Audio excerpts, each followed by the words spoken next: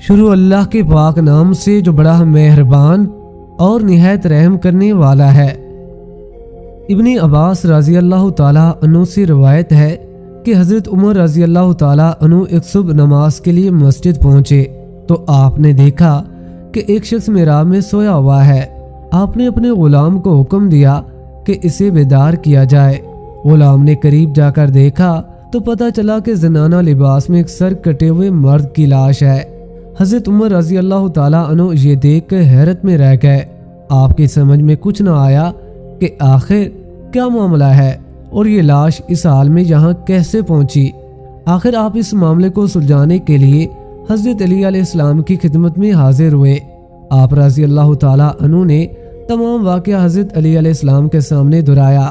آپ نے فرمایا فی الحال اس لاش کو دفن کر دیا جائے اور اس وقت کا انتظار کیا جائے جب 9 ماہ بعد اس مقام پر ایک بچہ نظر آئے گا۔ اس وقت تمام حال سب کے سامنے کھل کر آ جائے گا۔ حضرت عمر رضی اللہ تعالیٰ عنہ نے آپ سے دریافت کیا کہ یہ سب کچھ کیا ہے اور آخر 9 ماہ بعد بچہ کہاں سے آئے گا۔ آپ نے فرمایا مجھے میرے بھائی حبیب خدا صلی اللہ علیہ وآلہ وسلم نے اس معاملے کی خبر پہلے ہی دے دی تھی، اس لیے وقت کا انتظار کیا جائے۔ وقت گزرتا گیا۔ ٹھیک 9 ماہ بعد ایک صبح حضرت عمر رضی اللہ تعالیٰ عنہ مسجد میں داخل ہوئے، اسی مقام پر جہاں کچھ عرصہ پہلے ایک سر کٹے ہوئے مرد کی لاش ملی تھی۔ اسی محراب سے ایک بچے کے رونے کی آواز آئی۔ آپ قریب گئے اور اس بچے کو گود میں اٹھا کر بے اختیار فرمایا بے شک اللہ کا رسول بھی سچا ہے اور اس کے ابن ام بھی سچے ہیں۔ آپ اس بچے کو لے کر حضرت علی علیہ السلام کے پاس گئے۔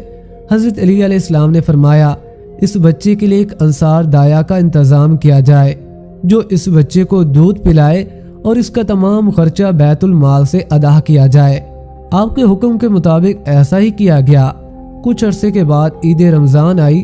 حضرت علی علیہ السلام نے فرمایا اس بچے کو اپنی پوشاک پہنا کر عید کے دن مسجد میں لے جایا جائے اور دایا کو حکم دیا کہ جو عورت اس بچے کو پیار کرے اور یہ کہ اے مظلوم اے پسر مظلومہ، بس اس عورت کو میرے پاس لایا جائے۔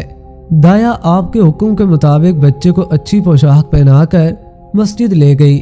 وہاں اس نے دیکھا کہ ایک خوبصورت لڑکی نے آ کر اس بچے کو پیار کیا اور وہیں الفاظ دہرائے۔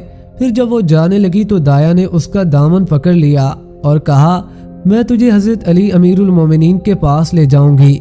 لڑکی پریشان ہوئی اور کہنے لگی خدارا ایسا نہ کر، مجھے حضرت علی علیہ السلام کے سامنے نہ لے جا، مجھے شرمندگی ہوگی۔ دایا اس کو چھوڑنے پر راضی نہ ہوئی۔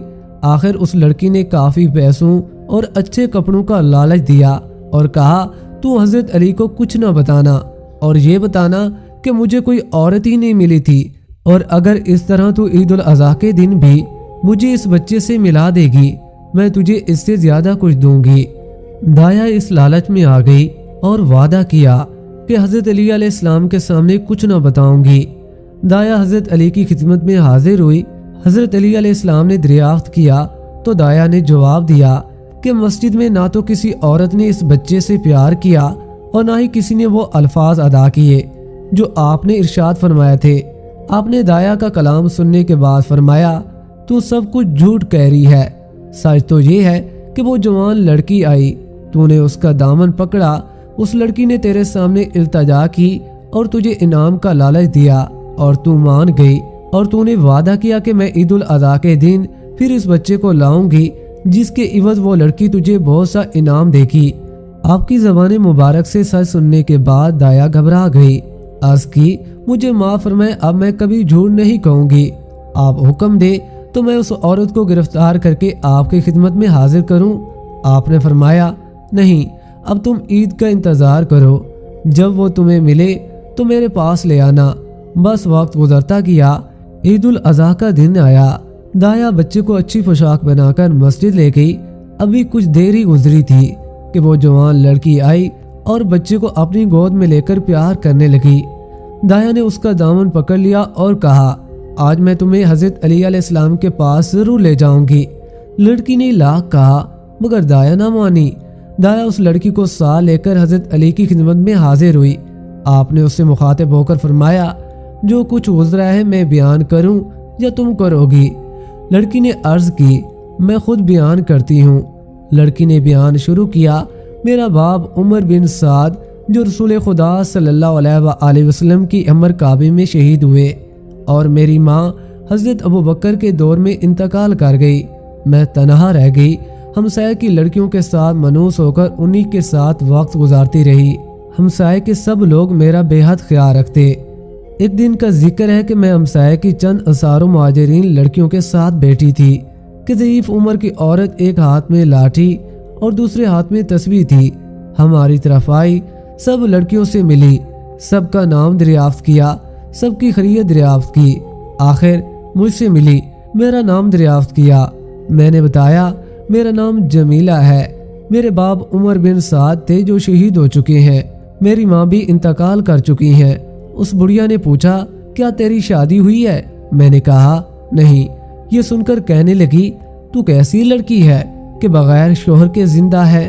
میرے حالات سن کر رونے لگی اور مجھ سے ہمدردی جتانے لگی، مجھ سے کہنے لگی، اگر تو میری خدمت پسند کرے تو میں حاضر ہوں۔ میں نے بھی ہاں کر دی۔ اس بڑھیا نے کہا کہ ایک شفیق ماں کی طرح تیرا خیال رکھوں گی، تجھے کوئی غم نہ ہونے دوں گی، تیری ہر خوشی کا خیال رکھوں گی۔ میں اس بڑی عورت کو اپنے گھر لے آئی، ہر طرح سے وہ میرا خیال رکھتی، میں بھی ایک شفیق ماں کی حیثیت سے اس کا احترام کرتی اور اس کا ہر طرح سے خیال رکھتی۔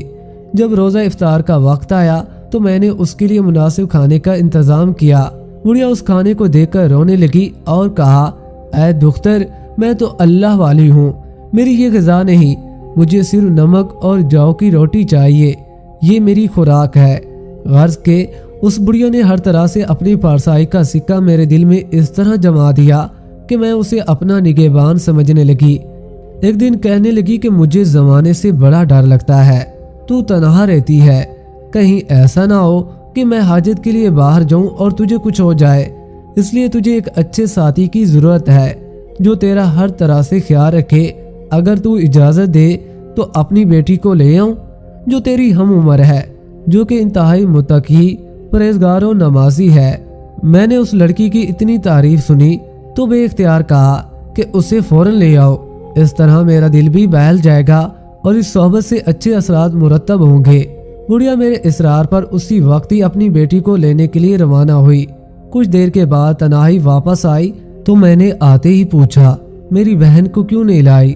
بڑھیا نے جواب دیا کہ میری بیٹی تنہائی پسند ہے، اس کا سارا دن اللہ کی یاد میں گزرتا ہے، تیرے گھر میں اکثر مہاجر و انصار کی لڑکیاں آتی ہیں، اسی وجہ سے اس نے یہاں آنا پسند نہیں کیا۔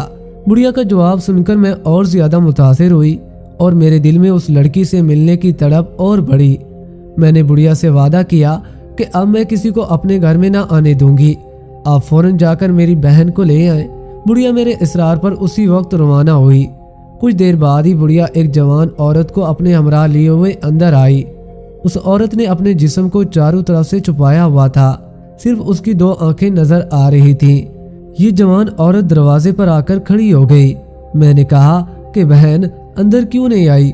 بڑھیا نے جواب دیا، یہ لڑکی بڑی حیادار ہے، اسے شرم آتی ہے، یہ کہہ کر باہر چلی گئی کہ میں اپنے گھر کو تالا لگا کر ابھی آتی ہوں۔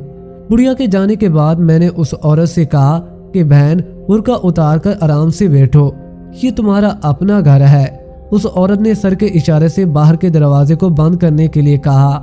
میں سمجھ گئی کہ باہر کا دروازہ کھلا ہوا ہے، یہ چاہتی ہے بند کر دیا جائے۔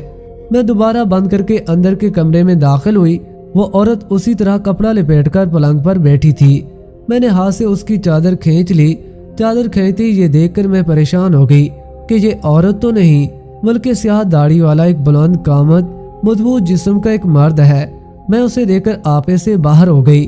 میں نے کہا، کیوں مجھ مقیم پر ظلم کرتا ہے؟ خدا کا خوف کر، کیوں میری رسوائی کرتا ہے؟ کوئی دیکھ لے گا تو میں کہیں کی نہیں رہوں گی، خدا کے لیے خاموشی سے یہاں سے نکل جا۔ لاکھ اس کی التجا کرتی رہی مگر اسے مجھ پر رحم نہ آیا۔ میں اس کے قریب سے اٹھ کر بھاگنا چاہتی تھی مگر اس ظالم نے اپنے مضبوط بازوؤں میں مجھے زور سے سمیٹ لیا۔ اس نے مجھ پر اپنی گرفت مضبوط کر دی اور میں بے بس اور مجبور ہو گئی۔ چیخ و پکار اس لیے نہ کی کہ ہمسائے کے لوگ مطلع ہو جائیں گے اور میری رسوائی ہوگی۔ میں اس کے جنگل میں بری طرح گرفتار ہو چکی تھی۔ بالآخر اس ظالم نے مجھ پر ظلم کیا، میری دوشیزگی چاک کر دی۔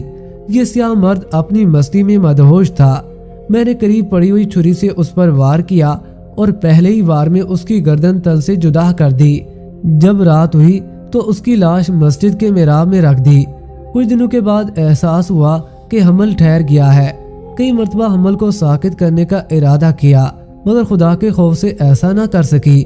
آخر یہ بچہ پیدا ہوا، اس سے بھی قتل کرنے کا سوچا مگر خوف خدا سے یہ نہ کر سکی۔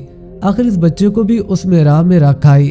تمام حالات سننے کے بعد بے اختیار حضرت عمر رضی اللہ تعالیٰ عنہ نے فرمایا، خدا کے رسول صلی اللہ علیہ وآلہ وسلم بھی سچے ہیں اور آپ کے بھائی بھی سچے ہیں۔ حضرت عمر رضی اللہ تعالیٰ عنہ نے حضرت علی علیہ السلام سے دریافت کیا، اب اس عورت کے لیے کیا حکم ہے؟ آپ نے فرمایا، اس مقتول کا خون بہا کچھ نہیں، کیونکہ یہ گناہ عظیم کا مرتکب ہوا ہے۔ اس عورت پر کوئی حد نہیں، کیونکہ اس کی رضامندی کے بغیر وہ شخص اس پر غالب ہوا۔ اس کے بعد آپ نے فرمایا، اس بڑھیا کو حاضر کیا جائے تاکہ خدا کے حق کو اس سے طلب کروں۔ حضرت علی علیہ السلام نے دایا کو حکم دیا کہ بچے کو اس کی ماں کے سپرد کیا جائے۔ دوسرے دن تلاش کے بعد اس بڑھیا کو حضرت علی علیہ السلام کی خدمت میں پیش کیا گیا۔ اب بڑھیا نے جمیلہ کو پہچاننے سے انکار کر دیا۔ حضرت علی علیہ السلام نے فرمایا، اے بڑھیا، کیا تو قسم کھاتی ہے کہ تجھے اس واقعے کا کوئی علم نہیں؟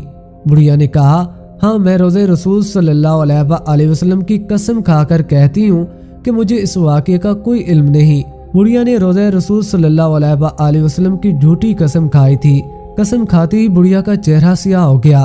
حضرت علی علیہ السلام نے فرمایا، اے بڑھیا، اپنا چہرہ آئینہ میں دیکھ۔ بڑھیا نے اپنا سیاہ چہرہ دیکھا تو فریاد کرنے لگی اور حقیقت کا اعتراف کیا کہ میں سب کچھ جانتی ہوں اور میری ہی وجہ سے سب کچھ ہوا ہے، آپ مجھے معاف فرمائے، میں اپنے کردار سے تائب ہوں۔ حضرت علی علیہ السلام نے دعا فرمائی، اے خدا، اگر یہ عورت سچ کہتی ہے اور در حقیقت تائب ہوتی ہے تو اسے پہلے حال میں پلٹا دے۔ مگر اس چہرے کی سیاہی ختم نہ ہوئی تو حضرت علی علیہ السلام نے فرمایا، اے ملونہ، تو کس طرح تائب ہوتی ہے کہ خدا نے تجھے معاف ہی نہیں کیا؟ پھر آپ نے حضرت عمر رضی اللہ تعالیٰ عنہ سے فرمایا، اس بڑھیا کو مدینہ سے باہر لے جا کر رجم کریں۔